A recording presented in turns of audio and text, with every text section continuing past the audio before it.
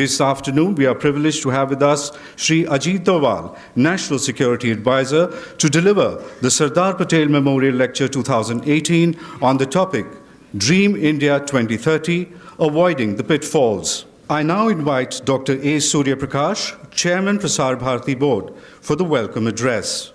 Lined up an impressive array of speakers over the years, including Dr. Zakir Hussain, Shri Morarji Desai, Dr. APJ Abdul Kalam, noted historians, eminent policy makers, distinguished members of the Indian judiciary, constitutional experts and educationalists. And of course, all those who have been globally recognized for their contributions in their areas of interest and specialization. Joining this Hall of Fame this year is Mr. Ajit Doval, India's National Security Advisor. We are proud to have you with us today, sir, and it's a great honor for all of us. A hardcore patriot known for his wisdom and pragmatism, Mr. Doval has made a great impact on India's foreign policy and its strategic doctrine. His years in service in the IPS have left enough of a reputation which is talked about even today. In his heydays as an operative, Mr. Doval's natural inclination for tough assignments made him stand out. So whether it was Mizoram or Sikkim, and later outside the country in Islamabad, Mr. Doval's tenure is remembered with much respect and admiration by his peers, political leaders, and his seniors in the government. Later, in his service, the whole issue of insurgency in Punjab kept him busy for many years, followed by the crisis in Kashmir. I will not dwell on the details, but say that Mr. Doval's contribution has been phenomenal when it comes to protecting the unity and integrity of India, and this is the summum bonum of his work. It was therefore no surprise when he was awarded the Kirti Chakra in 1989. The first and youngest police officer to win this gallantry award, which was previously given to officers of the armed forces only. Post-retirement, he was the prime mover behind the Vivekananda International Foundation, which filled the vacuum for a think tank that was not tied to the apron strings of government or any family or any ism. He put together a team of strategic experts, diplomats, and individuals with varied experience in various fields. And they were neither right nor left. They were the India First Brigade, and VF has emerged as an important think tank in a short time, and as a storehouse of knowledge and expertise in strategic affairs. As a fellow at VIF, I had the privilege of interacting with Mr. Doval and during his tenure as director, and have benefited immensely from those conversations over coffee on where we, that is the nation, are and where we ought to go. Therefore, it was no surprise for us at VIF when the Prime Minister chose him as the National Security Advisor in 2014. The essential truth about him that his mentors and peers would tell you is that he is still compulsively an operations man. Mr. Doval now brings this compulsive operational mind to his present job. He believes in a strong state and in stronger counter-terrorism measures. We are indeed honored to have you, sir, with us this afternoon. This lecture is named after Sardar Patel, the man who single-handedly coaxed, cajoled, and even coerced princes of 554 princely states to accede to a united India. In that sense, Sardar Patel gave us the geography we are familiar with. I believe strategists like Mr. Doval will help India find her rightful place in history. Yesterday, in a brief conversation with me, Dovalji did some loud thinking about his lecture today. He said often people talk about what we should do. That is, of course, important. But what is equally more important is what we should not do. Often the image of a nation is destroyed by doing what it ought not to have done. We now invite the esteemed speaker, Shri Ajit Doval, National Security Advisor, to deliver the Sardar Patel Memorial Lecture 2018 on the topic Dream India 2030, Avoiding the Pitfalls. Distinguished ladies and gentlemen, friends from the media, and other dignitaries present here, I really feel privileged and to some extent humbled to be asked to come and speak today here. It's named after a man of that great stature who has contributed so much. And what all do we see of India today, there is a large proportion of it we owe to his great contribution. This lecture, which was started way back, and the first speaker was Shri Rajgopalachari, it's really very humbling for me to be asked to come and speak on this occasion. I am grateful to Prasar Bharati for giving me this opportunity.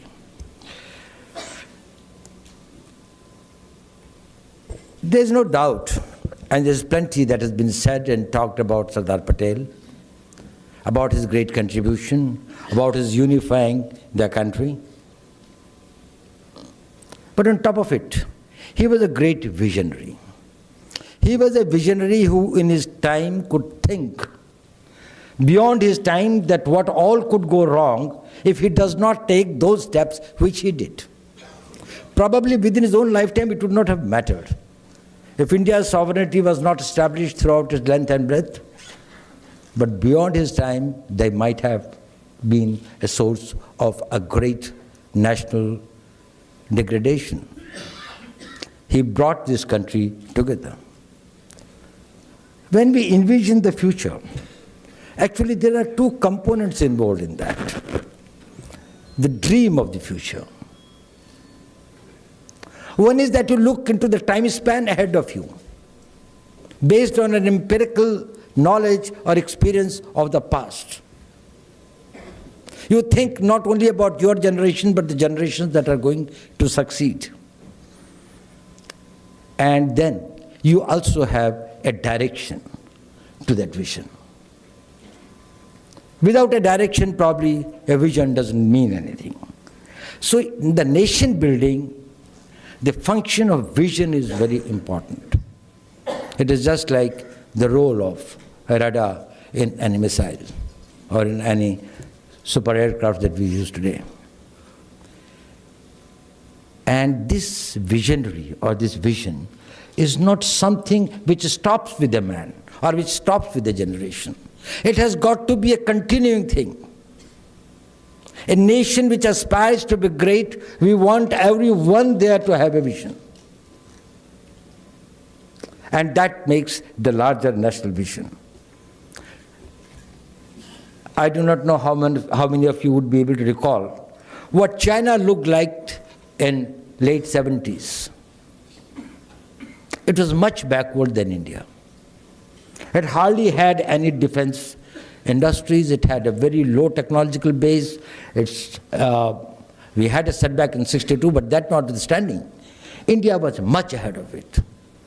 But then there was a man, Deng Xiaoping, who came out with a vision. And a vision up to 2050.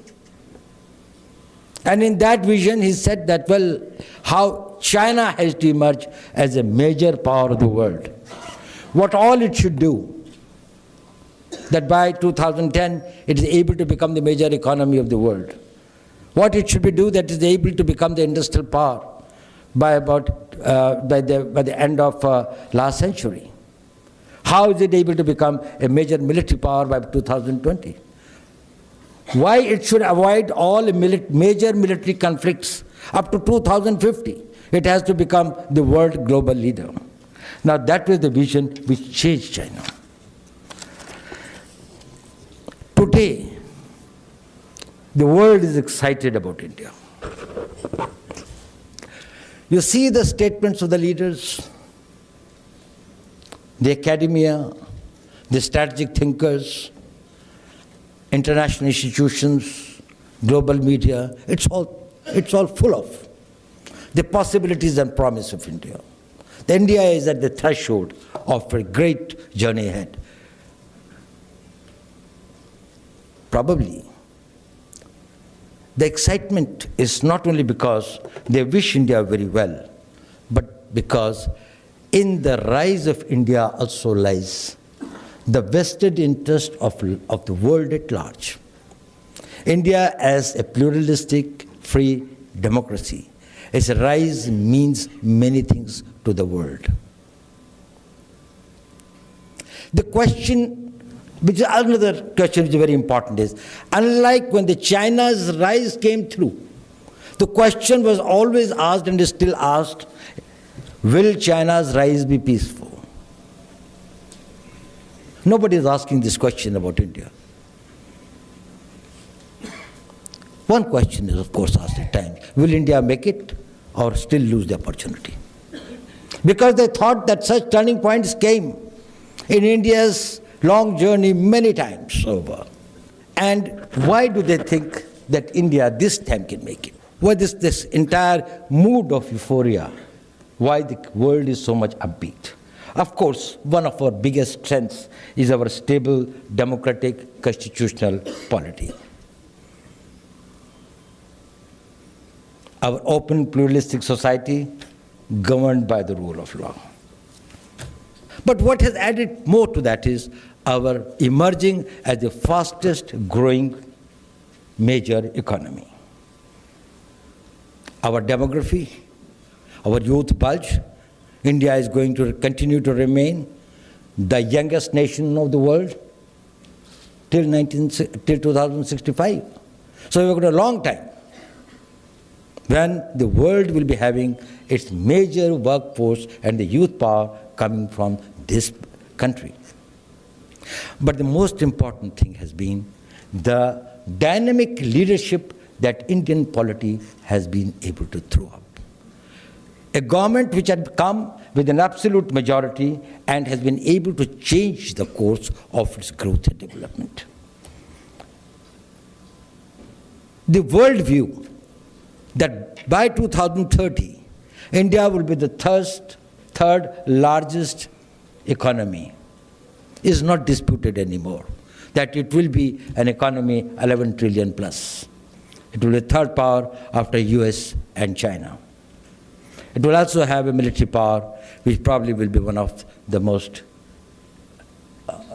capable military power which will be able to bring about the stability not only in the region but beyond. It's also felt that its technological prowess would be something that would be able to contribute substantially in the new and the niche areas of technology, may it be space, may it be cyber, may it be nanotechnologies, may it be more advanced technologies. But are Indians also as much excited about it? Do you see the mood? I was just trying to see that how many of the articles have been written about what India would look like in 2030. And I found that most of it is from the foreign origin. Some of them have copied, cut and paste here, doing a very poor job of it, but no original thinking has taken place in India. We don't have the mindset where we think long-term, strategic. Probably we lack confidence. We think that it's all very uncertain. It's all gas. It doesn't happen. And I was wondering, why is it? Why is this mindset of the Indians? And one of the explanations was this, that it is the inertia of the long years of slavery, bondage, subjugation. You live in the present. You live for today. Survival is my problem. Will I exist? And therefore, to me, something which is too remote is something very fearful, something very apprehensive. I am not too confident whether I'll be able to do that. Let me take care of my today. Probably tomorrow will take care of itself. So one is that, the historical region. The explanation was this, that Indians are very individualistic. That's a psychological reason. That psychologically you think about yourself, and a vision always includes something which is collective. Something that you think beyond your own self. You think about your neighbor, you think about your street, you think about your country, you think about your community, you think about the society. And you say that, well, I've got hardly time, resources, and capabilities to look and take care of my own self. Well, who cares for the rest? So, an individualistic mindset, where even if you want to get moksha, you want to go to in seclude and become a hermitage and go to the Himalayas, you would like to get the sublimation all by your own self. It is not collective. You would not like to go for the collective praying, you would not like to go for war collectively. And that's what probably Sikhism brought to us, when Guru Gobind Singh realized it. That you have to eat together, that is, if you want to fight together, you have to eat together, you have to pray together, you have to live together. But probably there is another one reason that's more painful, and that was, I was reading, Mr. Ajit Patel talked about it something. He says Indians don't dream. He says the politicians are responsible for it. He says they built up so many dreams, and those dreams never came true. So they have refused to believe those dreams. They tell you about a good tomorrow to get the vote today. And that tomorrow never comes. Is it true? Let us be very objective about it. Let us not all be so self-deprecating. Do you know, in 1945, when India's population was about 32 crore, and we had the whole of Punjab, which later became the West Pakistan, and the whole of Bangladesh, which that time was East Bengal. And the population was 32 crore. And these were the two areas which were the granaries of India, one growing the wheat, another the rice. And there was a famine. And do you know how many people died in that famine? 5 lakh people died in that famine. I wonder how many people in this room know it. Nobody talked about it. 5 lakh. They could not be dug, nor could be burnt. The Indian army was caught by the Britishers to dig the trenches and put the bodies in that. Probably the sad chapter of history is even forgotten even by the countrymen. Today we are 130 crore people. There is no more of that Punjab left, no more of that Bengal left. Today we are not that every Indian has got plenty of food, we have got plenty to export. We find that our additional production creates the glut in the market. The land is squeezed. You think the Indians have done nothing? Don't you think that we can be proud of it? Probably in the last 70 years we have progressed the way more than what most of the countries would have done for centuries. We are in cyber, we are in space, we are in technology, we have got the best institutions, and we have got the best human resource capital that we have built. So let us not be self-deprecating, and just because some of your dreams don't come true, don't stop dreaming. And I, as a security man, consider it extremely important. Because when your dreams start coming true, or when you stop dreaming, your will gets eroded. And when the nation's will gets eroded, it can never become a power. No army can fight whose will has been destroyed. Wars are fought not to kill. People are not the killers. Wars are fought to kill the will of the nation against whom we are fighting, so that it can accept to the peace terms which are acceptable to us. We destroy the will of the nation, will of the people, will of that nation. And if we ourselves are going to destroy the will of the nation through our negativism and cynicism, well, probably we'll have a very little future. And that is the painful thing, that the countrymen themselves do not feel. upbeat about the future of India that the world is talking about. They do not realize their own strength. We can never be great unless our society and our people think that it is within us. We are capable of doing and achieving that. Coming back to my subject, that what are the pitfalls?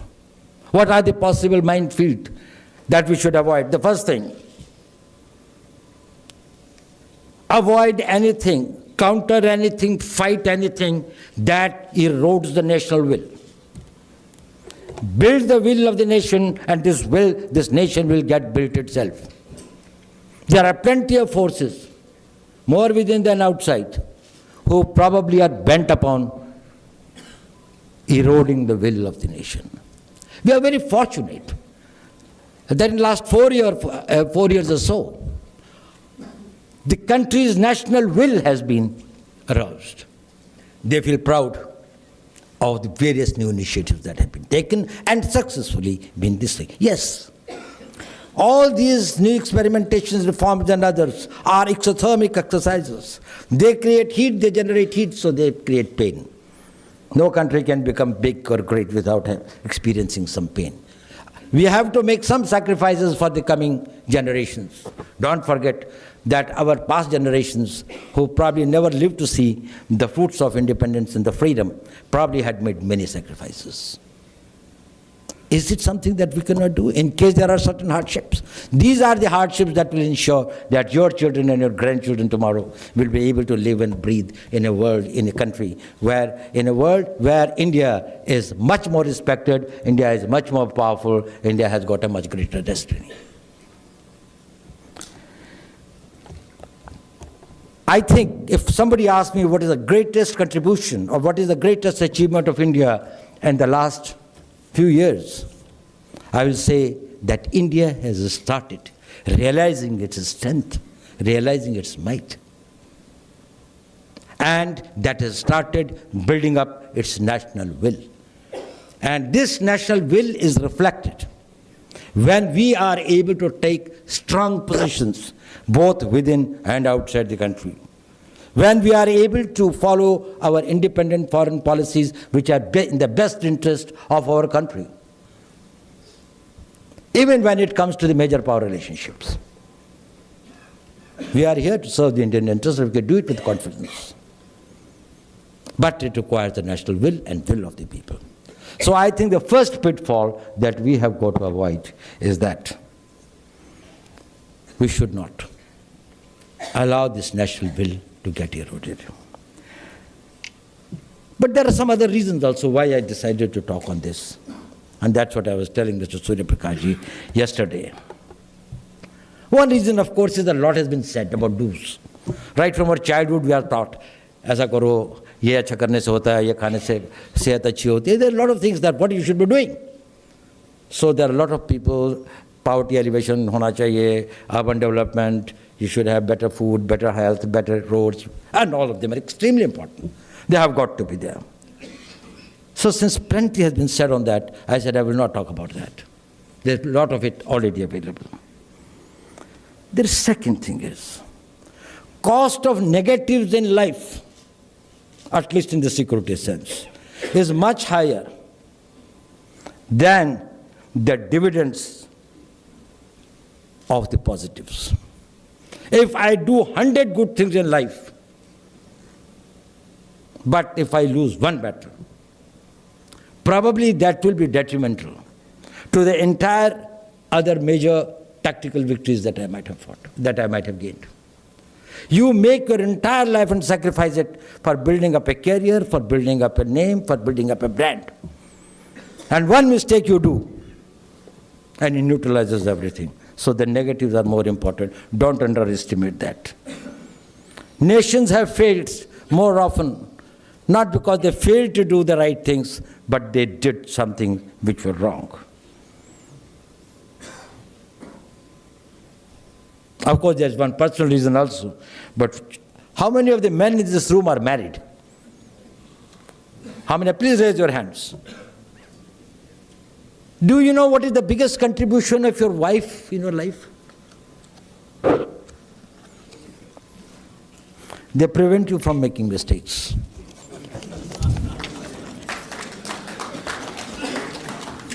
They tell you what not to do. Probably you may be a foolhardy, you may be more those things, you would like to take greater risks, you would like to go for greater adventures than others. They work as a brake. Not that they completely stop the vehicle, but they slow it down and keep it below the danger mark. So that is why, just think had Hitler not moved into Russia, he had won the Second World War. He did one mistake. He did everything, what I mean is that from his point of view, he did everything right in completely trumpeting over the entire Europe. One mistake and he did. If Mussolini had not invaded Greece. If Japan had not bombed Pearl Harbor. If the Soviets had not moved into Afghanistan. If Nehru had not neglected the advice of Sardar Patel on Kashmir, and if after the 1970 elections,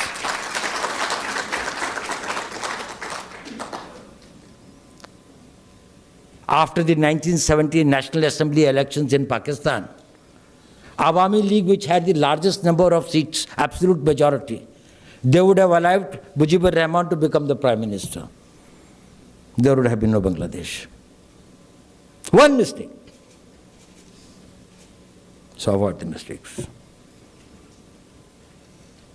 But these mistakes are both generic and some are specific, contextual. I am talking today in the context of India. And in the context of India, it has to factor in India's own weaknesses, India's own strengths, India's own risks, India's own opportunities, in this context where we can go wrong. This is not something which is for absolute for all times to come. This is for how I see next 10 years. For next 10 years, avoid these mistakes. Not that after that, there is no need for being careful about the mistakes. There will be, but there will be a new one. There will be a new context. It will be the new India. And people or the thinkers or the analysts or the strategists of that period will have to think again about that, about their time. That in the new context, what are the things that we should be avoiding and what we should be doing. I'll tell you one small doctrine. This is basically a security doctrine, but it also is a common day doctrine. Your biggest strength is your biggest vulnerability. The minimum number of deaths due to drowning is in Rajasthan. And not the people of Rajasthan are great swimmers, but they don't die because of that. And the highest number is in Kerala or in the coastal areas, where they are in the coastal areas where they are born swimmers. They start swimming in the seas right from the age of 3 or 4. Because if you are a billionaire, you run the risk of losing the billions. I don't. So because that is your great strength, that also is your great vulnerability, unless you are very careful about it. People can rob you only of what you have. Our biggest strength is our democracy, our polity, which is based on constitution, our pluralistic society, our big civilizational heritage. And as Robinson, who had done a lot of research on that and had written the book, Why Nations Fail, he has said, and I quote, that those who fail to ensure inclusive political, economic, social development tend to fail. So this is very, very important that our democracy is preserved.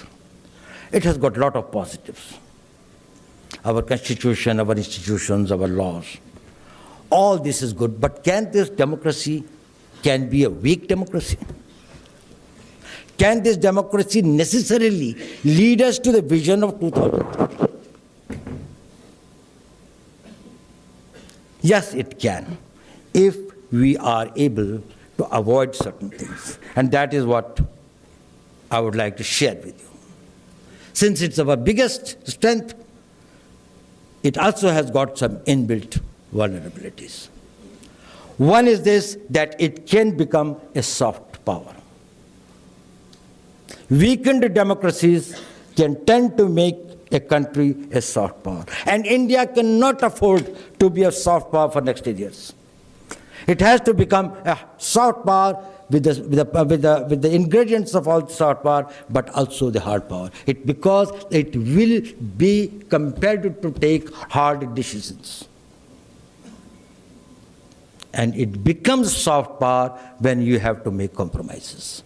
And you have to make compromises when your political survival takes precedent over the national interests. So if India does not want to have a democracy which leads to a soft power choice, India will have to have the governments which are stable, which are decisive, which are in power by their own right, by the total mandate of the people. A fragmented polity can considerably delay or even make it impossible for India to realize its dream. Because that polity will not be, because the weak governments are unable to take hard decisions. And for taking India ahead, it will be necessary to take those hard decisions. Hard decisions which are good for the people, but do not necessarily are populist decisions. Another problem is, unstable regimes are more vulnerable to fragility, corruption, and local and sectorial political interests taking precedent over the larger interests. And that is a danger. You want to see the examples? At one time we thought that Brazil is going to do very well. It was just on the upward trajectory. You know, when the BRICS was formed, it was one of these things that, Brazil was one of the coming areas. What happened to Brazil?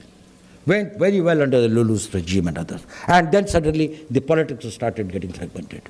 And then the weak politics. And today, Brazil is now not only in the plateau but below that. South Africa was doing well. And then today we find that South Africa after this thing has become this thing. Greece was one of the founding fathers of the United Nations at that time, one of the developed countries of this thing. What happened to the Greece? Fragmented polity, coalitions, unstable coalitions, governments falling. Italy's growth in Europe. You see the world, while democracies are powerful and a very, very deliverable polities which can provide these things to the growth of the nations and ensure a pluralistic, holistic growth, they can also become, when we can, and if the fault lines of it are not totally and correctly addressed and people make the mistakes, probably they can become the weak. So India cannot go for unstable coalitions. 2030 onwards, I do not know what will be the scenario. But till then, we want decisive governance, decisive leadership, and the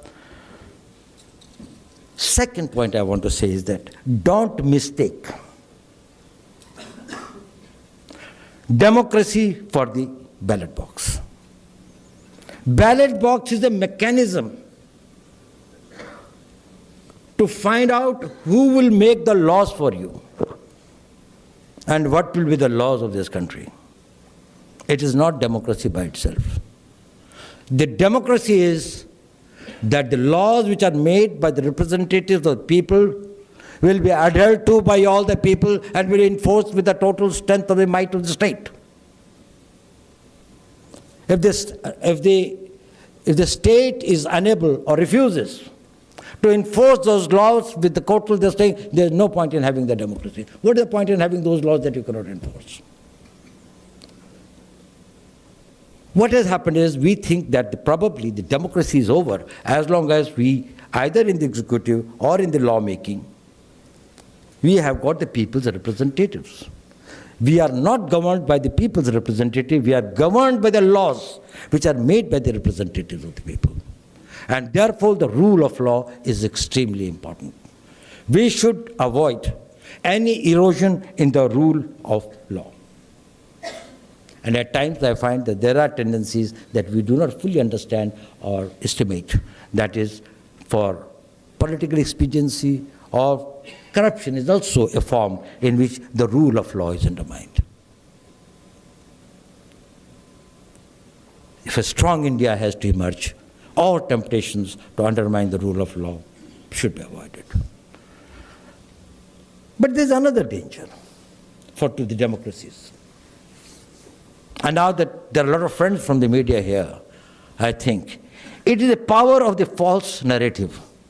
What happens if one dish happens to be a poison, and my information is this, that this is something which is the elixir of life and make me immortal? Probably I will die.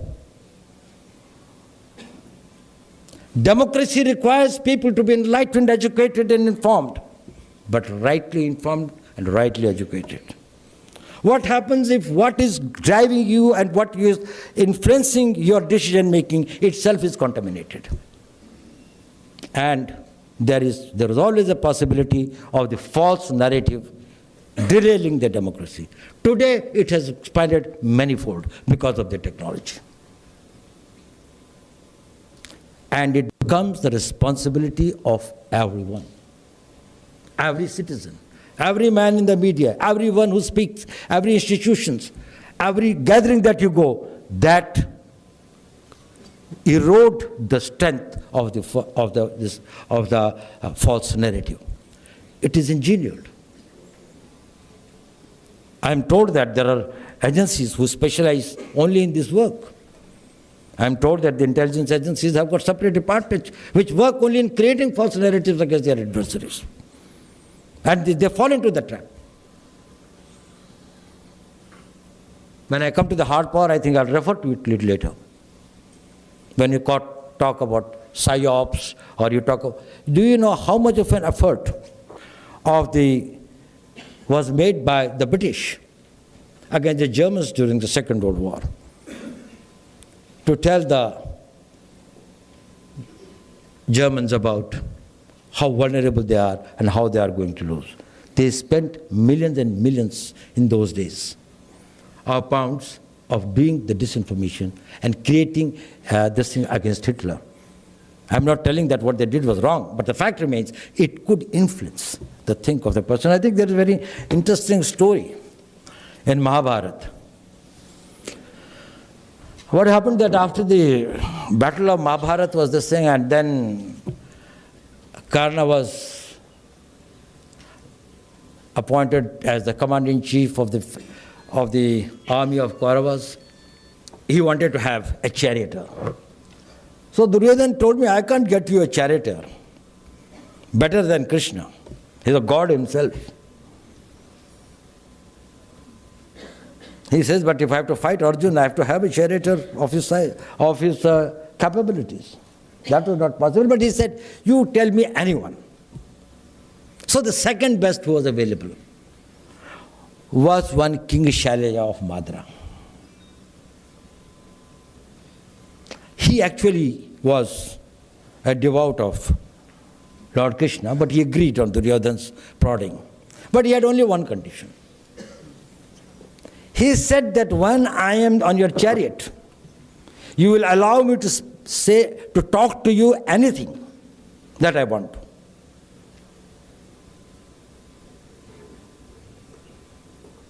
So he said, okay. Karna was unhappy about it because he wanted his focus and concentration, but he said, okay, it's fine.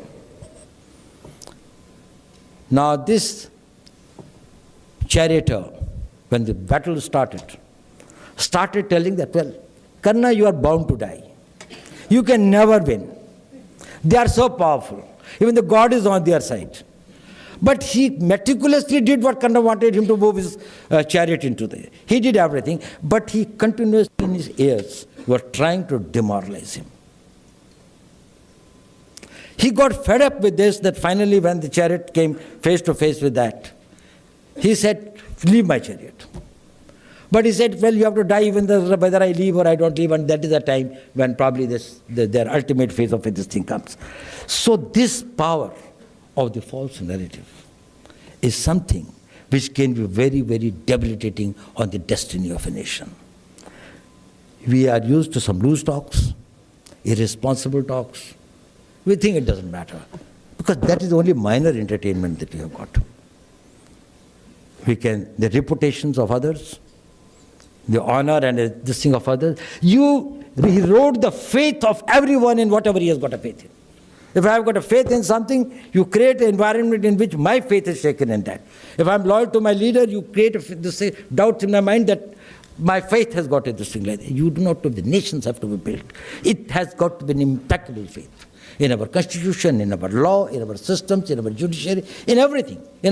And reinforce it. I don't say that they are always right. Remove the mistakes, but be very positive about it. The negativism and the false narratives on the basis of which the communal rights take place, the ethnic violence takes place, some social animosities are created. There can be any number of dangers to a nation where the people are used to work on contaminated data.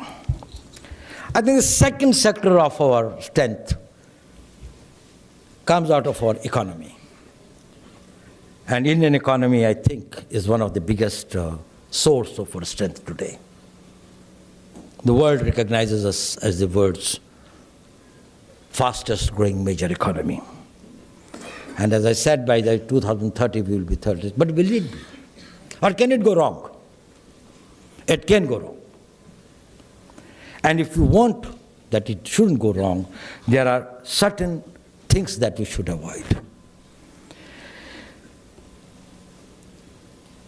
The populist measures should not take precedence over national requirements. It's a temptation. That is, you take the things, or you don't take you refrain from doing the things which are in the national interest, but probably for a short time, they may cause some pain to the people. They may cause some hardship to the people. You can be a populist by doing many things, but when you have to take firm decisions, difficult decisions, in the larger interests of the nation, even though they may not be very populist, if you fail to do that, probably country will not be able to achieve its destiny. It will not be able to realize its dream. If you do not have in the whole of a country one taxation system, one law, one system of governance and others, obviously the economy cannot this thing. It can be only a smaller economy. If it has got to be a big economy, a mega economy, a major economy, we are talking about a 10 trillion, 11 trillion economy. You can't have a taxation system which is so fragmented that every 20 miles and you have got a different type of a tax structure and a tax rate. But it is it might be a measure which may cause some hardships. Choice is whether you take a populist measure or you take a measure which is in the larger national interest. So we have got to avoid taking the measures only for the giving precedence to the populist measures for political gain or advantage, relegating to the secondary positions the larger national interest. And within that also comes the question of the physical management or the fiscal management of the economy. Sometimes the fiscal managements or the making of the budgets require certain hardships to be done. Today we are facing very difficult things about the rise in the crude prices world over. It is a crisis for us, it's a crisis for many non-oil producing countries. But we as a nation, we have got to see whether we completely delink it from what the international prices are and make it populist by telling that, okay, we'll give up everything else and subsidize it. Or we said that, okay, nation will bear, we'll share it together.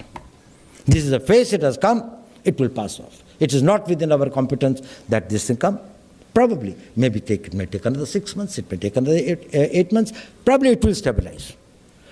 If we do not get derailed and deflected, the trajectory of our growth will not be affected. But if to make it a populist measures and something that you would like to do, the expediency of this thing, probably you will deflect from that growth path. So we have got to complete and go into that. Another is and I think this I know that it may not be a very popular thing to say. Every Indian trusts him as an Indian and a patriotic person, just because the monopoly of patriotism is not only of the people who are within the government. People in every field. I think I found most of the patriotic people in my media, amongst my media friends. All private sector is not traitor. This country cannot economically prosper unless our private sector becomes strong. See, President Obama comes and talks to the parliament and talks about it, and he says that, well, I'm taking away the orders for my private sector of $10 billion. Now, we probably would be even afraid of this thing for promoting our private sector in the countries abroad. We should be doing it.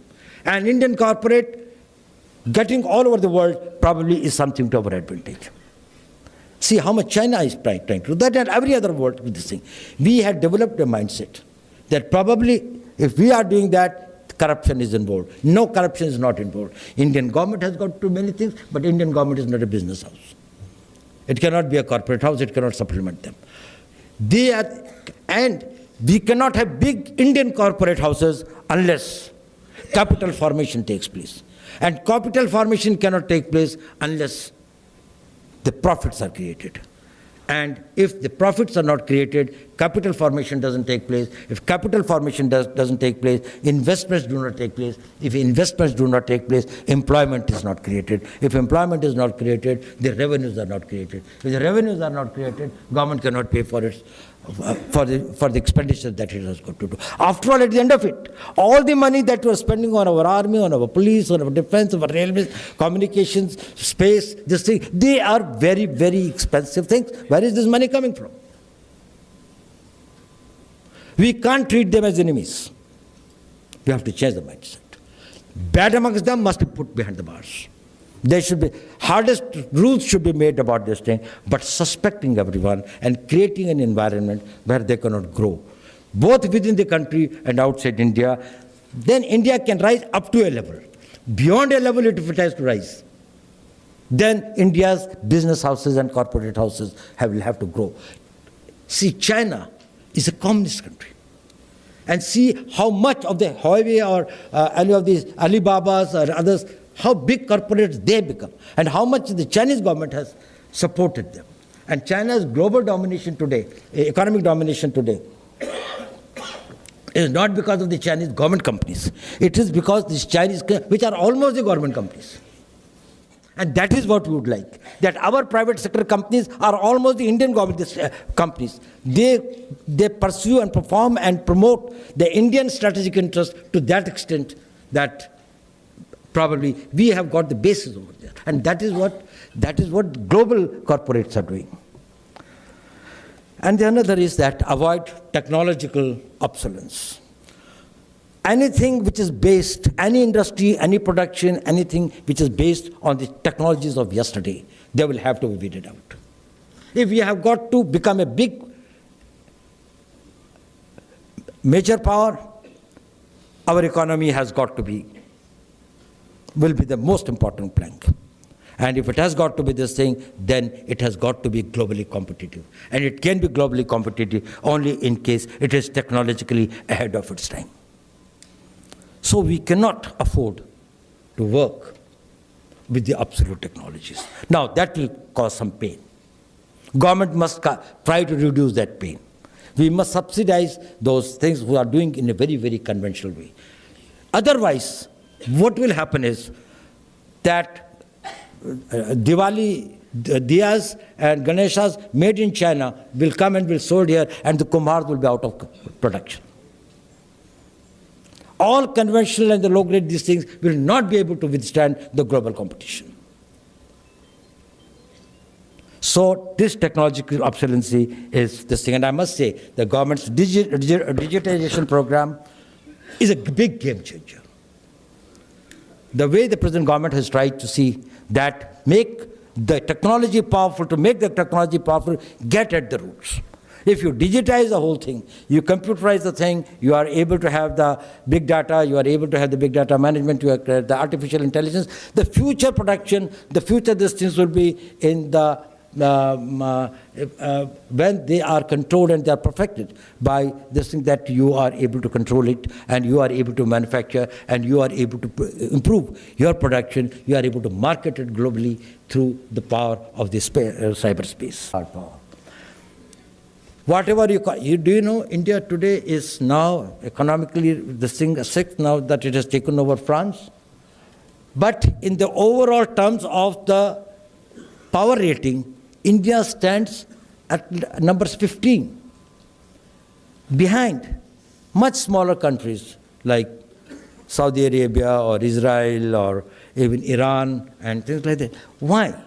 Because we have not been able to develop our hard power in the way and the direction. We are a very huge army, we are a very, very highly professional army, but we are not where we ought to be.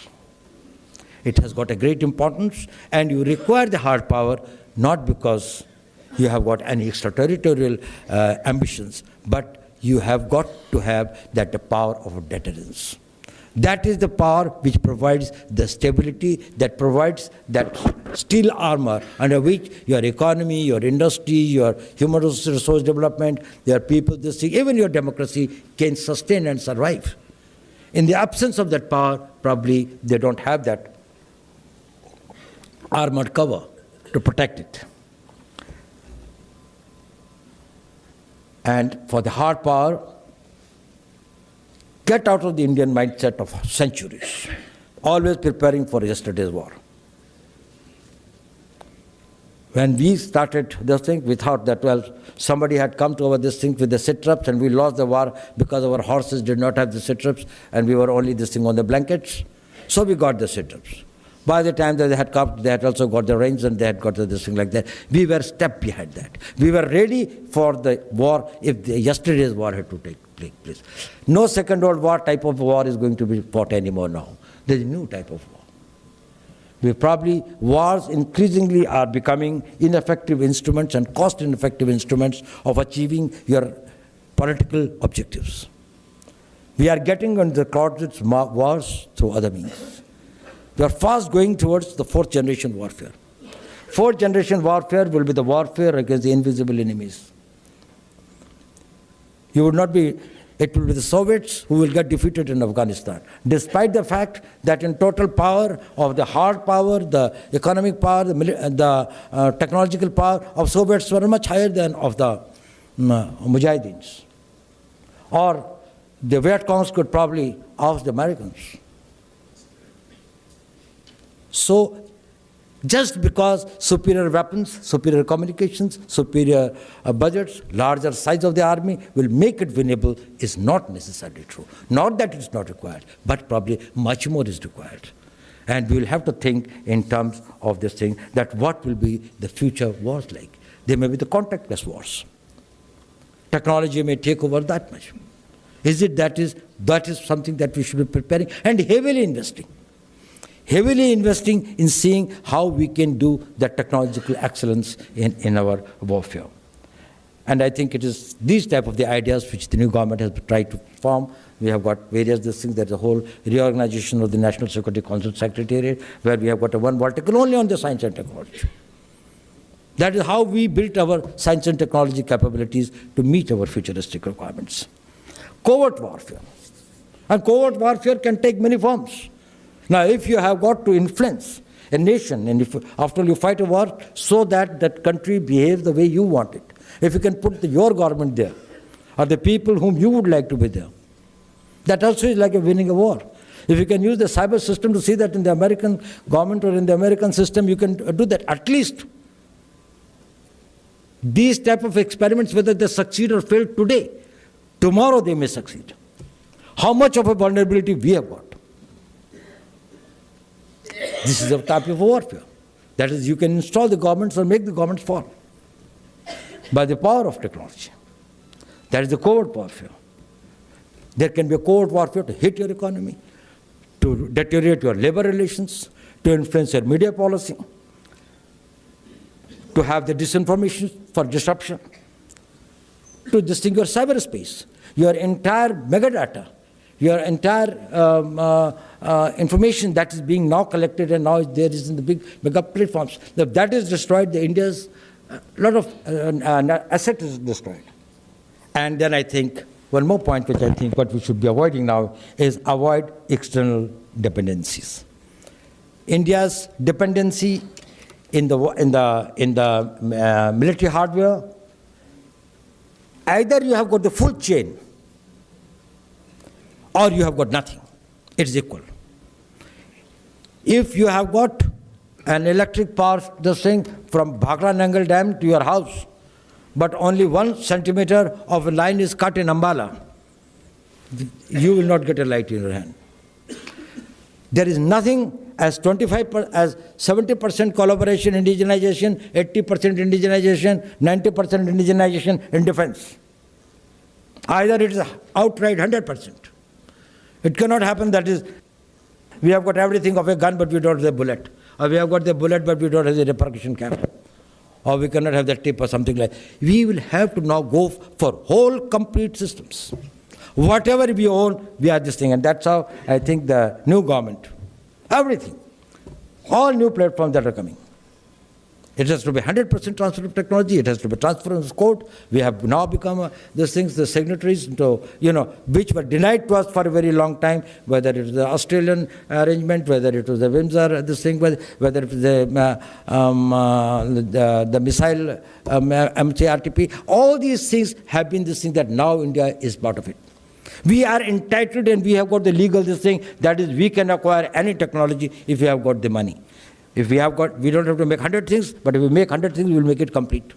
From head to bottom, everything. With its technology, with its components, with its this thing. And that is what India should try to do. Develop your own dependencies. And if you can excel, as we have excelled in many areas, like say BrahMos or many other areas that we are excelling, probably India will become much more self-reliant in having its hard capability. Ladies and gentlemen, what I want to tell you is this, that India can only do a self-goal. India is poised to be a great power. Nobody can prevent it in the world except ourselves.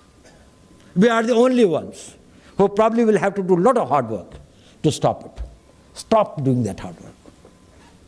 Let us try to do something in the positive direction.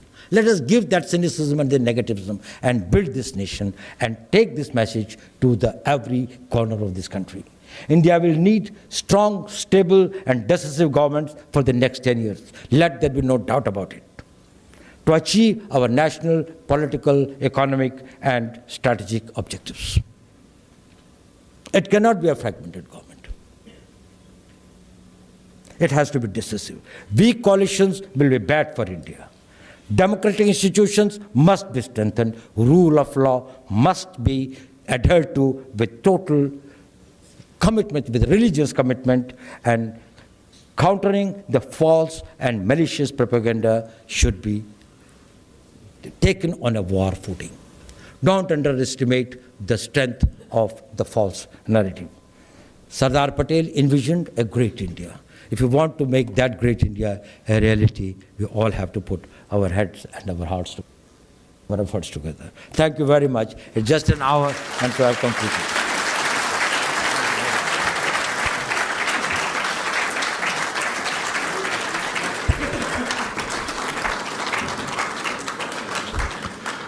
We now request our Honourable Minister, Colonel Rajyavardhan Rathore, AVSM, to kindly say a few words encapsulating the spirit of Rashtriya Ekta Divas. Ladies and gentlemen, let us all thank our National Security Advisor, Shri Ajit Doval ji, for a brilliant exposition on his experiences and how he feels he's lived his life and lived for this nation, worked for this nation, and what he spoke about how India can become a very powerful nation in the times to come by avoiding the pitfalls. Let's all first give him a huge round of applause. I was also reminded when he was speaking about Sardar Vallabhbhai Patel, and of course the statue that we are making. He spoke about many things. But while he was speaking, He was speaking about how we somehow talk and make ourselves look inferior in front of other nations. It's so true. It starts from a childhood. The negatives are built in the childhood itself. The dreams are shattered in the childhood itself. The statue is coming up. It's it is the world's highest statue. And yet I hear a few people say, what is the need of a statue? There are some things that we should take pride in. For example, the Statue of Liberty. Have we ever spoken about Statue of Liberty and said, why did America make the Statue of Liberty? We've seen Hollywood films, and often in the Hollywood films, the cameras have panned across the Statue of Liberty. And we all enjoyed that vision and that scene, but we have never said, what was the need of that Statue of Liberty? I think it's a matter of great pride that when the world remembers, countries like Italy remember Garibaldi, Bismarck is remembered by Germany. There are people who are remembered for unification of the nations. We remember Sardar Patel, who was committed to making this nation strong. I mean, just imagine, 562 of small little countries in our country itself. Today, nobody is willing to give a plot of land. And yet, he took away the entire kingdoms of these people with a bloodless coup. I'm reminded of the Prime Minister's slogan that he gave yesterday of "Main nahi hum." I think that is something that we all need to live by, that it is all of us together who can make this country strong. So these are some of the important things. I think, Mr. Doval, you spoke brilliantly, you spoke from your heart, you spoke with your experience. I could see the passion when you were speaking. But thank you so much. You've been a great audience as well. I do hope that we can carry the message of Mr. Doval and somehow can make a commitment in this country to avoid the pitfalls and make this country strong. Thank you so much.